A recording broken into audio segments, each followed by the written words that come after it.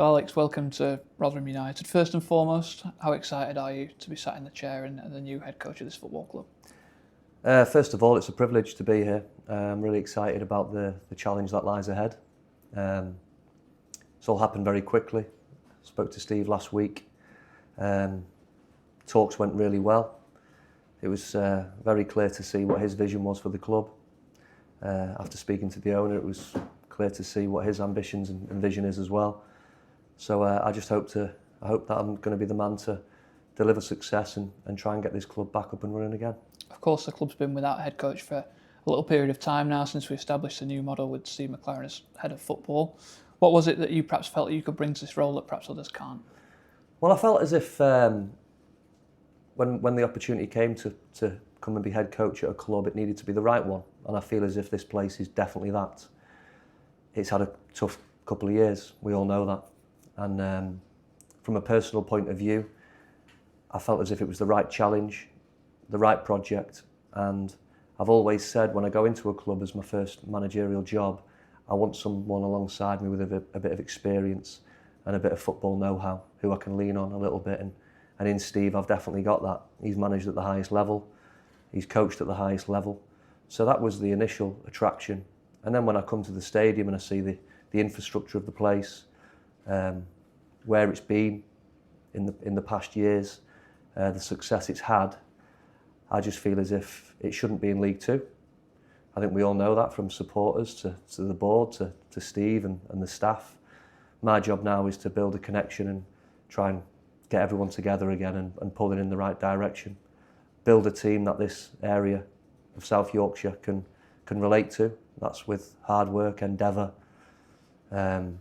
giving their all. And I'm sure if the supporters see the effort being put in as a minimum, then the club can move forward again in the right direction. You know the league really well. You're pretty au fait with the area as well. And as you said a few of the buzzwords there that will really resonate with supporters, hard work and industry. Is that how you've seen Rotherham United over the years from afar?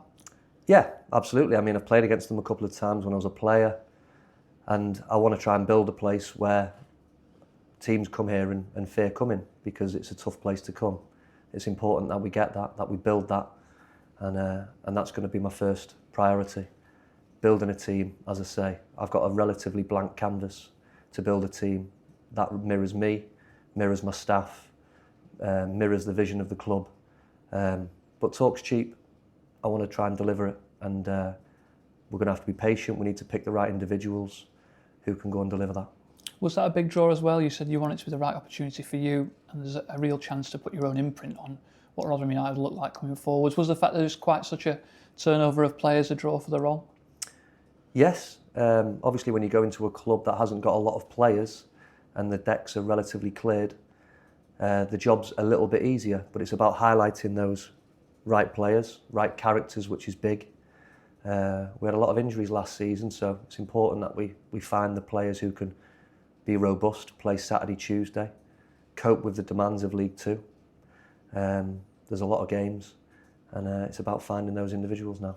We spoke about Steve McLaren off camera just briefly before we got started. What did he have to say to you about the club? Did it take much selling? You mentioned that you felt this was right for you. What were those conversations like? It didn't need selling. I have to say it's a big club. It's a really big club for League Two. We all know that, and the expectation will be there, and rightly so. But when I spoke to Steve, it was just nice to speak to a footballing person. When you come for an interview, you always think, what's it going to be like? What's he going to ask? And we just spoke football and the basics of what's required, the standards, the professionalism, the discipline. All these things need to be instilled and working together, pulling in the right direction. I hope we can do that. And you've been at big clubs in the past as both a player and a coach. You've worked in similar models where there's a sporting director or a head of football. In terms of how you fit into that, does that make the transition a little bit easier? Steve's spoken about how he's trying to rebuild the football club, but he wants you to be the one that can enact that on the pitch. Well, I need to drive it. I need to drive it every day. If there's one thing that I will demand, I was never the most technically gifted player, but the one thing that I always did or tried to do was give 100%, and that's what I will demand. And that should be a minimum requirement, whatever level you play at. Speaking to Steve, his vision was there. He is rebuilding the club, and I hope he's picked the right man to try and lead the club forward. he's labelled you as ambitious and with a real drive to be successful, and touched on your credentials as a player, how you really maximised what you've got, and expects you to do the same as a manager. Probably an easy one to answer, but is that the kind of way you're looking to go with this? Absolutely. I'll always give 110%, and I will do here as well, and I'll be giving it my all to be successful. It's a fantastic opportunity for me. I intend on grabbing it with both hands. Of course, there's going to be question marks. How's he going to cope? It's his first real proper job in the Football League. But everybody needs a first opportunity in life, and I'm looking forward to it immensely. We had a chat a couple of minutes ago that you have come across Paul Warne in your coaching career as well. Of course, he had fantastic success here, and Rotherham fans quite often like to know about the person they're getting behind the coach or the manager. Could you shed a bit more light on who you are off the pitch? Well, I did my badges with Warney, my coaching badges, and his enthusiasm rubs off as soon as you meet him. I've spoken to him a couple of times about this job. He's been a big help, someone who I've picked his brains, and I'm sure I will have a couple of conversations with him. He's done very well, obviously, at MK last year. They've gone and galvanised themselves and got out of League Two. So that's something that we need to try and copy. And as I say, if we do the basics right and get this team up and running like I intend to, build a connection with the supporters again, where they're right behind us, where we can make it difficult for the opposition coming here, like I know it can be, make this place bounce, and that's what I want. We've touched on the fact there's a fair bit of recruiting to do. I don't think your phone's going to stop ringing for a little while now. It's already started. You've been in meetings with Steve and Rob for a lot of the day today. Yeah. How quickly can we expect that kind of wheels start turning now? We've got a couple of irons in the fire, but like I said, like I touched on there, I don't want to be one who just goes and buys players willy-nilly. I think it's important that we're a little bit patient and we pick the right ones, not just players, characters, fitness levels, people who are robust, who we know can handle the league, play week in, week out. We need to get away from these injuries and being hampered by injuries where it affects the team. So picking the right individuals is going to be key. And as I say, I'm not just going to jump in and sign anyone for signing people's sake. We've put a few communications out to supporters prior to your arrival saying that the recruitment table is turning and there are targets lined up. Are you able to attest to that? Has Rob Scott been able to put players to you since you've walked through the door? Yeah, we're all on the phone constantly. We're having individuals thrown at us left, right and centre. And as I say, it's about picking those right individuals. There's a few things that could potentially happen over the next few days. And as I say, my job now is to make sure we've got the best team available to represent Rotherham come Cheltenham away, first game of the season. And when they step on that pitch, I want the Rotherham supporters to think, by God, they have a go and they're what Rotherham should be all about, and that's my job to do so.